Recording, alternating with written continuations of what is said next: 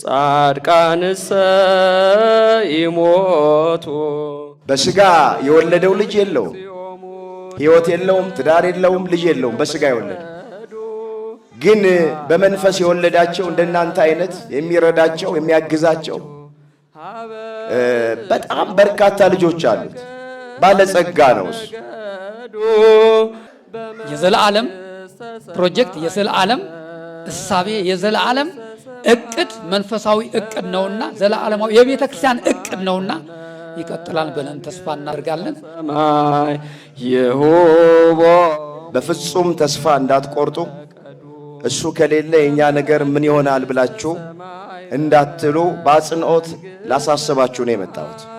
በመንግሥተ ሰማይ በሃይማኖት ኮትኩቶ ያሳደጋቸው በአገር ውስጥም በአገር ውጭም ብዙ ልጆች አሉት። የመንፈስ ልጆች ዘላለም አድርጉ ሳይባሉ ምን እናድርግ ብለው የሚጠይቁት ብዙ ወንድሞችና እህቶች አሉት። እግዚአብሔር ሰው ያስነሳል። እግዚአብሔር ሰው ያዘጋጃል። በፊት ይሰጥ የነበረው አገልግሎት ይቀጥላል። እናንተም ሰዓታችሁን እየጠበቃችሁ ትመጣላችሁ ማለት ነው። ይሞቱ ሀበ እግዚኦሙ ነገዱ ነገድ።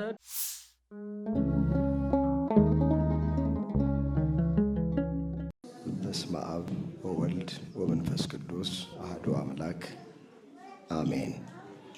አምላካችን እግዚአብሔር እዚህ ዕለት እዚህ ሰዓት ስላደረሰን ስሙ ለዘላለም የተመሰገነ ይሁን። ስሙ የተመሰገነ ይሁን። እንግዲህ ዛሬ ከወትሮ ይልቅ ትንሽ በተለየ መንፈስ ነው የተገናኘ ነው። ሁላችንም በቆየንበት ስፍራ ላይ ሐዘን ላይ ነው የቆየ ነው። ስናለቅስ ስናነባ ነው የቆየ ነው። አንዳንዶቻችሁ የሰማችሁና የበረታችሁ ሽኝቱ ላይ ቀብሩ ላይ እንደተገኛችሁ ተስፋ አድርጋለሁኝ። ግን ቢሆንም እንግዲህ ከመጣን አይቀር ጥቂት የማጽናኛ ቃል ተናግረን መልእክት አስተላልፈን ለመሄድ ነው የመጣ ነው። ክቡር አባታችን ጥሩ የሆነ መልእክት ለሁላችንም የሚያጽናና የሚያሳርፍ ተስፋ የመቁረጥ ሐዘን እንዳናዘን የሚደግፍ ቃል ከመጽሐፍ ላይ አንስተው ነግረውናል። እኔም እሱን ማጠናከር እፈልጋለሁኝ። አይዟችሁ፣ በሆነው ነገር በገጠመን መከራ ተስፋ እንዳትቆርጡ። እግዚአብሔር አለ። ሁሉ ነገር ይቀጥላል። የሚቋረጥ ነገር የለም። እንግዲህ ሰው ይወለዳል፣ ያድጋል፣ ደግሞ ዘመኑ ሲደርስ በስጋው ይሞታል። ከዚህ የሚቀር ማንም ሰው የለም።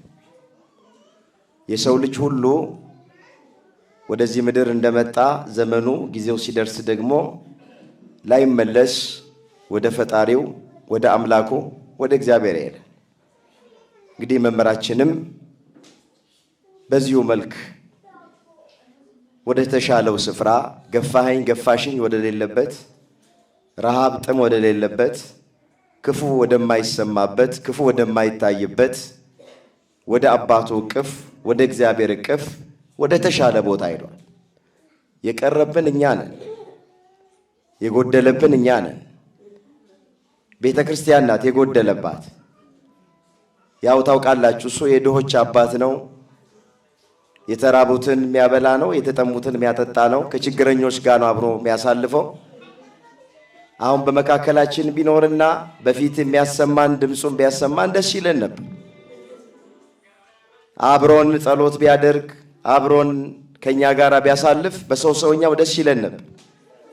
ነገር ግን መጽሐፍ በሰው ልብ ውስጥ ብዙ ሐሳብ አለ፣ የእግዚአብሔር ፈቃድ ግን ይጸናል ተብሎ ስለተጻፈ እግዚአብሔር የፈቀደው ሆኖ መምህራችን መምህር ዘላለም ወደ አምላኩ ወደ እግዚአብሔር ሄዷል። እኔ መናገር ለእናንተ የምፈልገው በፍጹም ተስፋ እንዳትቆርጡ።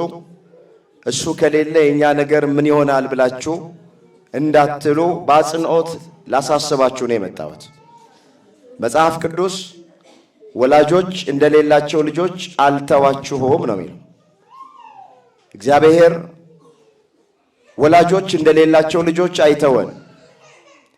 ወላጅ የሌለው ልጅ ሲራብ ማን ያበላው? ወላጅ የሌለው ልጅ ቢጠማ ማን ያጠጣዋል?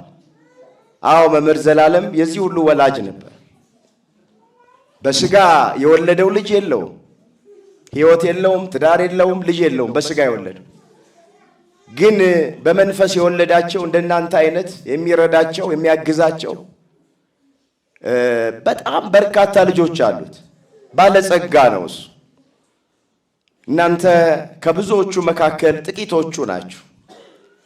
ስለዚህ ይሄ ድምፅ የሚሰማችሁ ሁላችሁም በሃይማኖት ኮትኩቶ ያሳደጋቸው በአገር ውስጥም በአገር ውጭም ብዙ ልጆች አሉት። የመንፈስ ልጆች ዘላለም የሚወዱት የሚሳሱለት የሚያከብሩት የሚታዘዙት አድርጉ ሳይባሉ ምን እናድርግ ብለው የሚጠይቁት ብዙ ወንድሞችና እህቶች አሉት። ዛሬም የሱ እረፍት እንደተሰማ ፍቅርተ ኪሮስ የምትባል በሀገር አሜሪካ የምትኖር አንድ እህታችን እኔ የዚህ የሮብና አርብ የተጀመረውን የምገባ መርሃ ግብር እንዲቋረጥ አልፈልግም፣ በሱ ትምህርት ተጠቅሜያለሁ፣ በሱ አገልግሎት ሕይወቴ ተለውጧል። ስለዚህ ከሮብ ጀምረህ ሄደህ ተገኝተህ ተስፋ እንዳይቆርጡ ለአረጋውያኑ ለአባቶችና ለእናቶች መልእክት አስተላልፍ ብላ ነግራይ ነው የመጣሁት። ባለችበት ቦታ እግዚአብሔር ይባርካት፣ ከክፉ ነገር ይጠብቃት፣ የልቧን መሻት መድኃኔዓለም ይፈጽምላት። ስለዚህ እናንተም ምን እንሆናለን ምን ይውጠናል ከእንግዲህ በኋላ አለቀ አበቃ እንዳትሉ፣ እግዚአብሔር ሰው ያስነሳል፣ እግዚአብሔር ሰው ያዘጋጃል። በፊት ይሰጥ የነበረው አገልግሎት ይቀጥላል። እናንተም ሰዓታችሁን እየጠበቃችሁ ትመጣላችሁ ማለት ነው። መምህር በሕይወት ቢኖር ኖሮ በዚህ ሰዓት አገር ውስጥ ቢሆን እዚህ አይቀርም። ታውቃላችሁ፣ አገር ውስጥ እንኳን ባይሆን ካለበት ቦታ ሆኖ ስልክ ይደውላል። እንዴት ሆነ ፕሮግራሙ? በስንት ሰዓት ጀመራችሁ? ፕሮግራሙ በስነ ስርዓት ተካሄደ ወይ? ማን ተገኘ? እያለ ባለበት ቦታ ሆኖ ስለሚጨነቅ በስልክ እየደወለ ይጠይቀኝ ነበር። እንግዲህ አሁን እሱም ማድረግ አልተቻለም። እግዚአብሔር የወደደውና የፈቀደው ይሆናል። ስለዚህ እኔ በድጋሚ በአጽንኦት መናገር የምፈልገው አይዟችሁ፣ ተጽናኑ፣ ተስፋ የመቁረጥ ሐዘን እንዳታዝኑ። እሱ ተረኛ ስለሆነ ሄደዋል። ከሞት የሚቀር ማንም ሰው የለም። ሞት የመጨረሻ ነገር አይደለም። ከሞት በኋላ ሕይወት አለን። ከመቃብር በኋላም ትንሣኤ አለን። እሱ በዛ ሆኖ ይጸልይልናል። እኛም ደግሞ በዚህ ነፍሱ እንድታርፍ እንጸልያለን። ሕይወት ይቀጥላልና እንድትጽናኑ አባቶቼ፣ እናቶቼ በአጽንኦት መናገር እፈልጋለሁ። ሁላችንን አምላካችን እግዚአብሔር ያጽናናን፣ እንባችንን ያድርቅልን። ይሄ በጎ አድራጎት ደግሞ እንዲቀጥል ሁሉን የእሱ በመንፈስ የወለዳቸውን ልጆች ብርታቱን ጥንካሬውን እንዲሰጥልን የአምላካችን የእግዚአብሔር ቅዱስ ፈቃዱ ይሆንልን። የወንድማችን የወልደ ሰማዕትን ነፍስ በአብርሃም በይስሐቅ በያዕቆብ አጠገብ ያሳርፍልን። በአገር ውስጥም በአገር ውጭም ለዚህ የበጎ አድራጎት ሥራ የሚተባበሩትን ሁሉ አምላካችን እግዚአብሔር በበረከቱ ይጎብኝልን፣ በመልካም ያስብልን። የእኛንም መጨረሻችንን አምላካችን እግዚአብሔር ያሳምርልን። ወንድማችን ልሄድ ከክርስቶስ ጋር ልኖር እናፍቃለሁ የሚለው የሐዋርያው ቅዱስ ጳውሎስ መልእክት ወደ ፊልጵስዩስ ምዕራፍ 1 ቁጥር 23 ላይ በሁለት ነገር እጨነቃለሁ ያለው ሐዋርያው በተለይ በመምህር ዘላለም ወንድሙ ይህ ጥቅስ ምን ያክል አቅም እንደነበረው ሁላችንም እናውቃለን። ምን ያክል አቅም ምን ያክል ጉልበት እንደነበረው ማብራሪያው ማለት ነው። ስለዚህ ሲለው የነበረው ሲናፍቀው የነበረው ነው። ያ ነው እውን የሆነ በእርግጥ ሐዋርያው እንዳለው ለኛ ቢቆይልን እንዴት መልካም ነበረ፣ ለቤተ ክርስቲያን ቢቆይላት እንዴት ድንቅ ነበረ፣ እንዴት ሕይወት ነበረ። ነገር ግን እሱ በፈቀደው ሰዓት እሱ እንደፈቀደ አድርገዋልና አምላካችን እግዚአብሔር ይክበር ይመስገን። እንግዲህ እንደ ሳሪስ አቦ የመምህር ዘለዓለም ወንድሙ አሻራ መንፈሳዊ አሻራ በጣም ሰፊ ነው። አንደኛ ከ25 ዓመት በላይ በመድረኩ ያስተማረው ትምህርተ ወንጌል የምእመናንን ልብ ፈልቅቆ ውስጥ ገብቶ ብዙዎችን የለወጠ ለብዙዎቹ ተስፋ በቆረጡበት ሰዓት የደረሰላቸው የብዙዎቹ መንፈስ ያጽናና የተቸገሩትን ነገሮች ሁሉ ተመሰቃቅሎባቸው የነበሩትን በተለይ ከ80ዎቹ ጀምሮ የዘራው የወንጌል ስንዴ ምን ያክል ምእመናንን እንዳጽናና ሁላችንም እንመሰክራለን። ሲመሰከር ሲነገር የሚኖር ነገር ነው።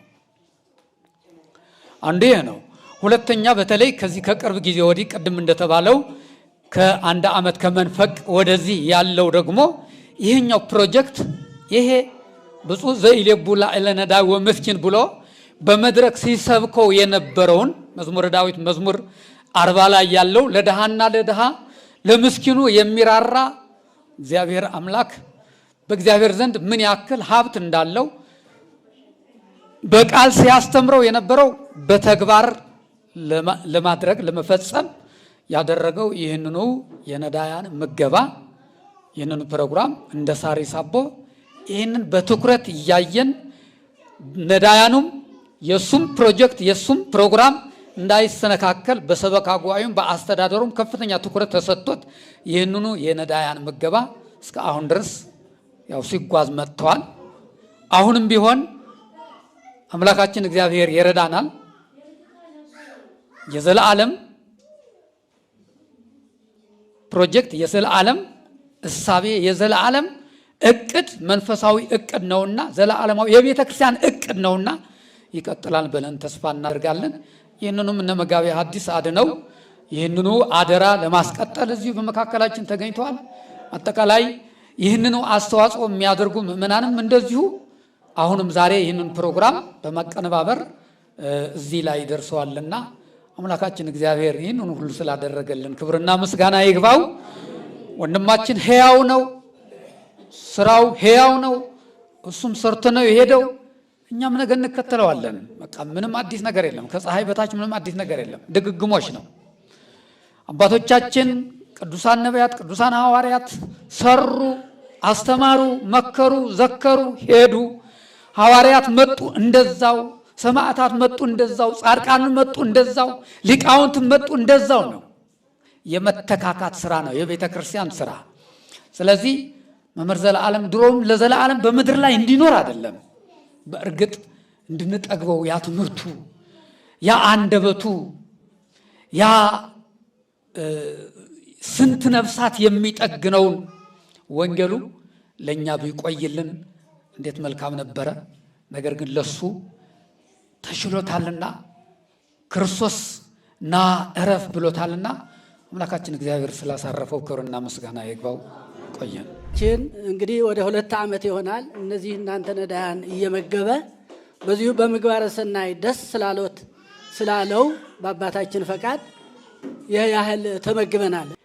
ሰማዕችኑ እምነ ቤተ ክርስቲያን እዝነዚአች ሰሚያ ዘላለም ጽድቅ በግ ከመ ይእዜተሰዓ ዘአምላኬ ተአወዩ ዘልፈ ከርሰ ነዳያን ሰሚዓ ሞተከ መምህረ ወንጌል ዘላለም ዘጸንዓ ታበዩ ዘልፈ ከርሰ ነዳያን ሰሚዓ ሞተከ መምህረ ወንጌል ዘላለም ዘጸንዓ ፍትሐ ሰማያት ርዚተ ከመቀዳሚ አርታ ፍትሐ ሰማያት ሁነተ ሰማያት ርቲተ ከመቀዳሚ አርታ ዋዜማ ተባሃሉ ምእመናን ተባሃሉ ነዳያን መርበዚአሃ ለቤተ ለማእደዚአሁ ዘሰርዓ መምህርነ ማእደ ቃልከ ይእዜተጸርዓ ተባሃሉ ነዳያን መርበዚአሃ ለቤተ ለማእደዚአሁ ዘሰርዓ መምህርነ ማእደ ቃልከ ይእዜተሰርዓ እስመ ኢያእመርነ ንሕነ ሁነተ ሞትከ ዘጸንዓ የሙኒ ባህቱ ንቤለከ